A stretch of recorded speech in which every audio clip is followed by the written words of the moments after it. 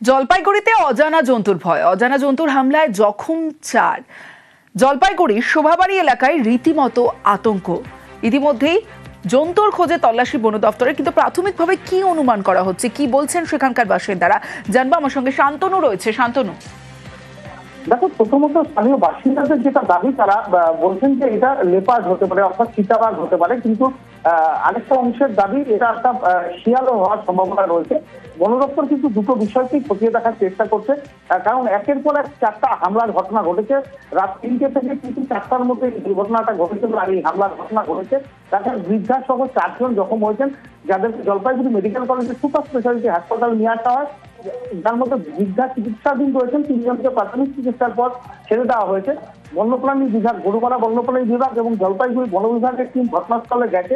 তারা জানার চেষ্টা করছে, পাগমা নিয়ে বোঝার চেষ্টা করছে এটা কোন ধরনের প্রাণীর হামলা হতে পারে। তবে প্রত্যক্ষদর্শীদের বক্তব্য যে গায়ে যে ধরনের দাঁত চিতাবাঘের থাকা দরকার, ঠিক সেরকমই তারা লক্ষ্য করেছেন যে এই প্রাণীটি একেবারেই চিতাবাঘের মতন দিচ্ছে। আরেকটা অংশের বক্তব্য, তারা যেটা দেখেছেন তারা একটা শেয়ালের মতন একটি প্রাণীকে দেখেছেন। স্বাভাবিকভাবে প্রাণীকে নিয়ে কিন্তু একটা ধোঁয়াশা তৈরি হয়েছে। তবে কি প্রাণী এই ঘটনা ঘটিয়েছে, শুধু মানুষ নয়, একাধিক গবাদি পশু আহত হয়েছে। সেই কারণে বন দপ্তর ঝুঁকি নিতে চাইছেন না। এলাকার থাকা পাতার ব্যাপারেও আলোচনা চলছে এবং এলাকা জুড়ে কিন্তু তল্লাশি অভিযান শুরু হয়েছে।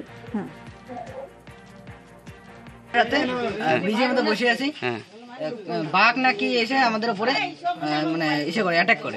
কিছু দেখছো, মানে কিরকম দেখতে? হ্যাঁ, একটু কালো টাইপের, ব্ল্যাক প্যান্থারের মতন কিছু দেখ। আহত আমি একাই হয়েছি, আর একজনের আঁচল লাগছিল, আর আরেকজন বাইচে গেছে আমাদের জন্য।